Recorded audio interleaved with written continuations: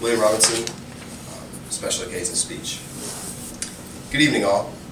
I stand before you at the 56th Annual Grammy Awards Ceremony as a man humbled by the opportunity to present such an influential figure in music and philanthropy with the Lifetime Achievement Award for excellence in hip-hop music, and also to celebrate the 20th anniversary of one of the most influential albums of all time. In the book Born to Use Mics, he was called a black public intellectual, a lyrical ethnographer, a metaphysician, and even a street poet.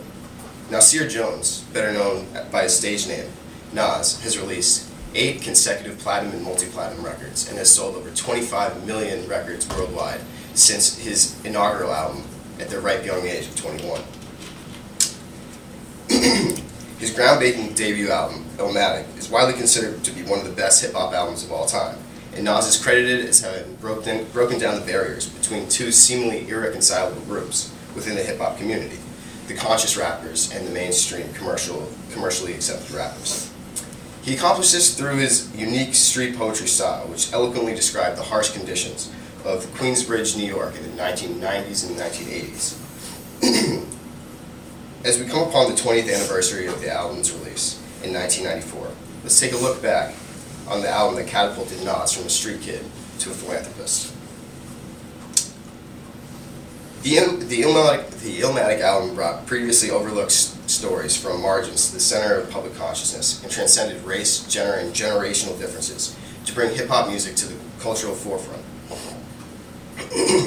Illmatic became the voice of a voiceless generation, and Nas's dedication to portraying the world with brutal honesty delivers a timeless and permanent message of hope to those caught in the struggle. He connected street musicians and mainstream listeners and became the gold standard by which other rap albums would be measured. His work on Illmatic is relevant to hip-hop past and present and race relations in America due to the vast cultural impact of the album. Songs like New York State of Mind gave us a look into the harsh conditions of New York in the 1990s. Songs like One Love also gave us looks into the harsh realities of having family and friends in prison. He did this all the while dazzling us with his poetic ability and deep social awareness. The album went on to influence other classic albums like Tupac's Me Against the World and Notorious B.I.G.'s Ready to Die, as well as more current artists like Eminem, Kanye West, J. Cole, and Jay-Z. As Nas famously said, name a rapper that Nas ain't influenced. However, Nas's influence reaches much deeper than the hip-hop community, as Nas has used his success and fame to give back to the marginalized communities he once rapped about in 1994 in Illmatic.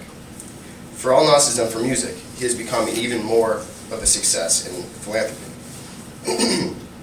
Last year, he raised over $60,000 for a man named Stanley Young, whose family became homeless after a fire engulfed their house in Washington, D.C. Stanley Young had 8 kids, and without his wife, had no way of making money, so Nas has been supporting the family since. He's also traveled to Africa and worked with UNICEF to feed starving children affected by the drought in the Horn of Africa. He recently developed the Nasir Jones Foundation for hip-hop at the W.B. Du Bois Institute at Harvard, which offers a scholarship for those that portray excellence in hip-hop music.